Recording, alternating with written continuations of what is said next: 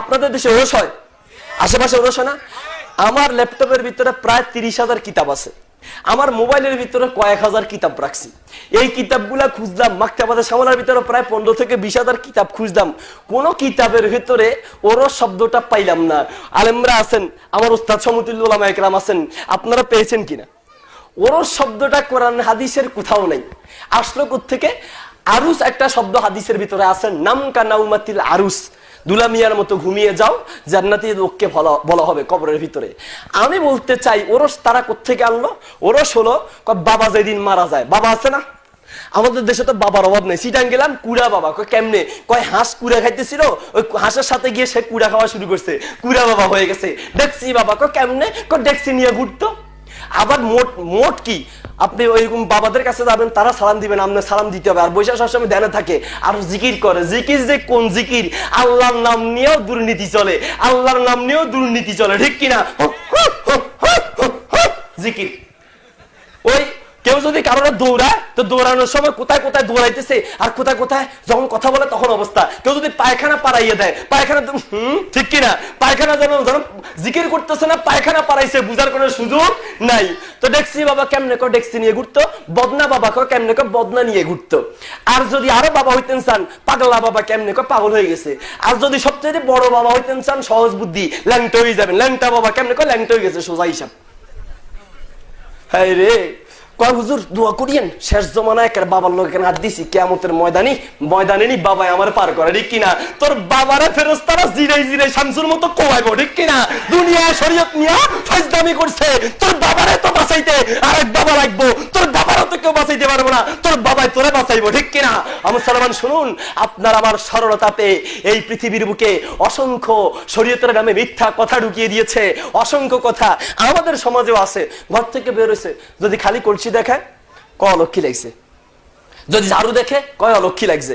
রিক্সার ড্রাইভাররা প্রথম যে টাকাটা পায়, এটারে ব্রেক শোর সাথে লাগায়, একবার কপালে লাগায়, একবার চুমা খায়। ব্যবসায়ীরা সকালে বাকি বিক্রি করে না, প্রথমে বাকি বিক্রি করলে সারাদিন বলে বাকি যাবে, তারপরে টাকা যেটা পায় সেটাকে ক্যাশে লাগায়, চুমা দেয়।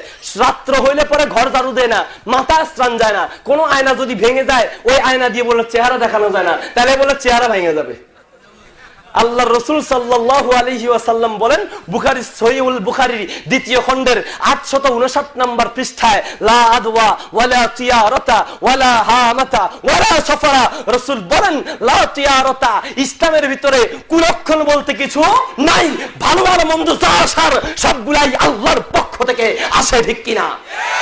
মুসলমান, এই সমস্ত কুসংস্কার থেকে বাঁচতে হলে একটাই পদ্ধতি, যেই কোনো ইবাদত করার আগে অবশ্যই আমাদেরকে জেনে নিতে হবে এই কাজটা করা যাবে কি যাবে না। অনেকে আবার ওয়াজ শুনতেও আসে না, হুজুর ওয়াজ শুনে লাভ কি? সারা জীবন ধরে ওয়াজ শুনলাম, কই আমল তো করতে পারি না। মুসলমান, আমল তো করতে হবে, তবে মনে রাখবেন আমল যে আপনি করবেন, ওই আমল তো করতেই হবে, কিন্তু এই ওয়াজ যে শুনতে এসেছেন এটাও তো একটা আমল, আমল না? ওয়াজ যে শুনতে আসছেন এটা একটা আমল না? বুখারী শরীফের দ্বিতীয় খণ্ডের 752 নম্বর পৃষ্ঠায়, বুখারী শরীফের প্রথম খণ্ডের 16 নম্বর পৃষ্ঠায়, তিরমিজির দ্বিতীয় খণ্ডের 93 নম্বর পৃষ্ঠা, মিশকাতের 32 নম্বর পৃষ্ঠায় রাসূলুল্লাহ সাল্লাল্লাহু আলাইহি ওয়াসাল্লাম বলেন, মান সালাকা তরিকান ইয়ালতামিসু ফীহি ইলমান সাহালাল্লাহু লাহু তরিকান ইলাল জান্নাহ। নিজের ঘর, নিজের বাড়ি, নিজের সবকিছু আরাম আয়েশ ছেড়ে দিয়ে এই মাটির মধ্যে এসে বসে দ্বীনের আলোচনা, দ্বীনের জ্ঞান আহরণ করছেন, এটার একটা সওয়াব আছে কিনা? আল্লাহ রাসূল বলেন কি সওয়াব? মান সালাকা তরিকান ইয়ালতামিসু ফীহি ইলমান, দ্বীনের জ্ঞান শোনার জন্য একটু কষ্ট করে এসে এই যে মাটির মধ্যে বসে গেলেন, এই বসার কারণে আল্লাহ রাসূল গ্যারান্টি দিচ্ছেন, সাহালাল্লাহু লাহু তরিকান ইলাল জান্নাহ, তার জন্য আল্লাহ জান্নাতের পথকে সহজ করে দিবেন। সুবহানাল্লাহ। শুধু তাই নয়, সবাই এই সমস্ত আলোচনায় আসতে পারবে না।